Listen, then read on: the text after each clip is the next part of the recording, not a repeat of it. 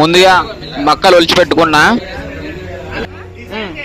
ఆ తర్వాత దీంట్లో కొంచెం జీలకర్ర వేసుకుంటున్నా. రుచికి సరిపడా ఉప్పు వేసిన. పచ్చిమిర్చి ఇలా చిన్న చిన్నగా కట్ చేసి వేసుకుంటున్నా. విరిచి వేసుకుంటున్నా. ఉల్లిగడ్డలు కట్ చేసినవి వేసుకుంటున్నా. అల్లం ముక్క ఒకటి తీసుకొని దీన్ని కూడా కట్ చేసి వేసుకుంటున్నా. కొన్ని ఎల్లిపాయలు కూడా వాడినా. ఆ తర్వాత మిక్సీ జార్లో వేసి మిక్సీ పట్టుకుంటా.